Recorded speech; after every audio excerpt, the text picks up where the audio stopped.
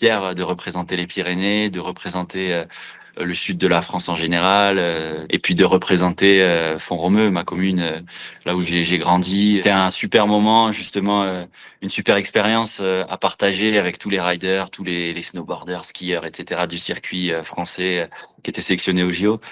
Puis retrouver le staff aussi, retrouver tout le monde, les étrangers. Donc c'était un super moment de cohésion. Je m'attendais à quelque chose d'immense par contre au niveau de la cérémonie d'ouverture, entrer dans un stade avec des milliers de spectateurs. Mais ça c'était vraiment à Milan. Nous à Livigno, le petit truc un peu drôle, c'est que la petite piste de défilé, on va dire, elle faisait 50 mètres avec un petit anneau à l'entrée et on s'est tous regardés en mode c'est ça la cérémonie d'ouverture. Donc c'est vrai qu'on a eu ce petit truc.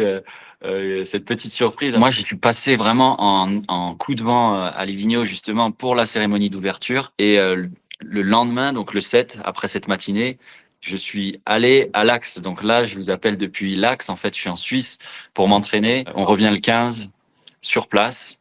Le 15, je passe une journée pour me réacclimater au village olympique, etc. Le 16, on a un jour d'entraînement. Le 17, on a un deuxième jour d'entraînement. Le 18, on a un troisième jour d'entraînement. Donc, ces journées d'entraînement, elles me permettent de me mettre en place, de mettre en place mon run, ma stratégie pour ces Jeux Olympiques.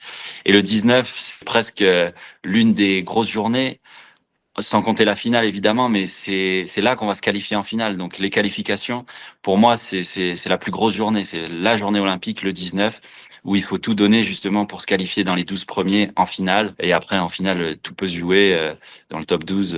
C'est la course d'un jour. Et ça fait 1 an et demi maintenant que je construis mon run pour les JO. Mon run, il est déjà bien en place, bien ancré, et je sais que c'est un run qui rentre en finale si je le réalise à la perfection. La figure technique que j'ai en tête, ça s'appelle un double cork 1440. Ça, c'est une figure que j'ai très peu fait et que je travaille justement pour les Jeux. Donc, je me la garde sous le coude pour mon deuxième run. Et par contre, si je réussis cette figure, ça va vraiment bien me scorer. Et là, au jour d'aujourd'hui et au vu de mes entraînements en Suisse, je me sens vraiment en forme. Donc, ça me met en confiance. Ça, c'est bien. J'ai un run en tête. Mon objectif, c'est de plaquer ce run. Donc, je suis tellement focus sur les figures. Donc, je suis pas si stressé que ça, justement. Je suis vraiment focus sur ce que j'ai à faire. Et nous, on fait un sport de jugement aussi. Donc, le premier combat, c'est avec nous-mêmes. C'est je veux faire le run de mes rêves. Ça, je l'ai jamais dévoilé publiquement, mais depuis toujours, depuis que je suis né, j'ai mon doudou qui s'appelle Pookie, qui est pas là à côté de moi, mais qui c'est un petit lapin. Et il m'a toujours suivi. Et c'est vrai que là, je suis un peu en mode, quand je regarde Pookie, et je me rappelle, quand j'étais petit, que j'avais 12 ans, je regardais mon petit Pookie, je rêvais de JO, je rêvais de machin. Et là, il sera là avec moi dans mon lit aux Jeux Olympiques. Et c'est assez fort comme moment parce que c'est vraiment quelque chose qui me rappelle mon enfance, ce petit Pookie. Et aujourd'hui, on y est, quoi. Je suis au JO, je suis skieur professionnel, je représente la France.